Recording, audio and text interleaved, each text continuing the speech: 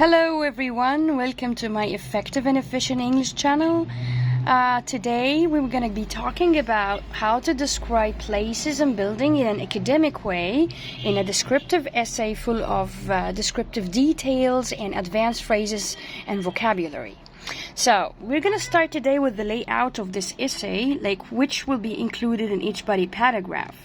So here you go. The first thing we need to learn today is that we have to know that the introduction will be about the name of this place, giving the exact location, the state reason for choosing it, and the main body in which you describe the main aspects of the place or building in details, because mainly descriptive writings can be about places or buildings. So if it's about places, it might be outdoor places, describing the outdoor vibrant atmosphere or the indoor internal design of it. So let's move first to the outdoor of a city.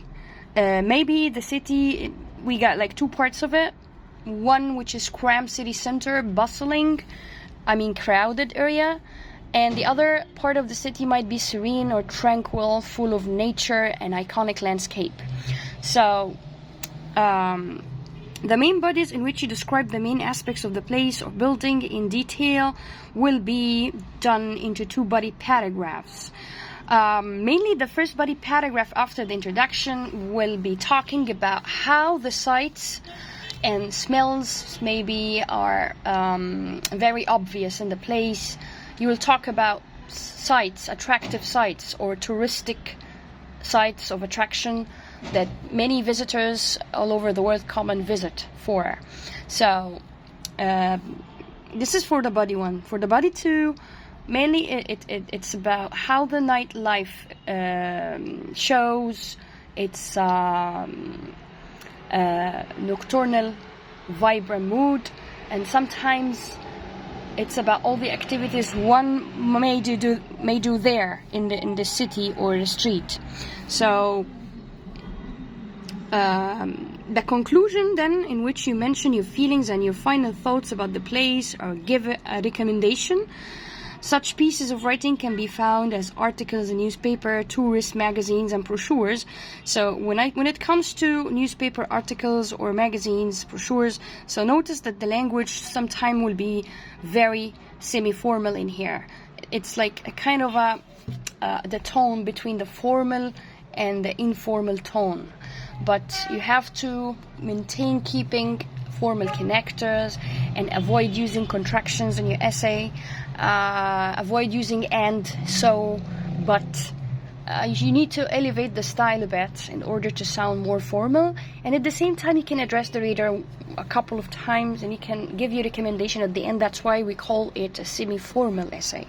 So let's talk about the point to consider here. As you see, you have to use a wide variety of adjectives, but when it comes to using adjectives, I want you to move to advanced ones instead of using the place is big, the place is beautiful, it's good, it's bad. No, I want you to forget all about this poor language and to stick to new vocab, advanced ones.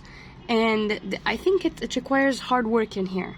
Like, for example, if I tend to describe a crowded city, okay, it's okay to write that this city is busy, it's crowded, yeah, but I can never repeat the word crowded more than once. So synonym for the word crowded, maybe the word bustling. I may use the word bustling instead, congested or crammed, C-R-A-M-P-E-D, crammed city center.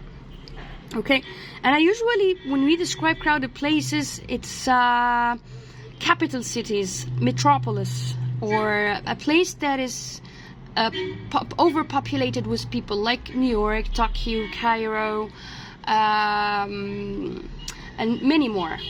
But when it comes to the word beautiful, I got here the word idyllic. Idyllic as an adjective means peaceful or picturesque. And by the way, idyllic landscape here, it means scenic view. It means picturesque or exotic place. It's a very good word to use when you describe a place full of nature, maybe full of iconic landscape and places that you can go sightsee. So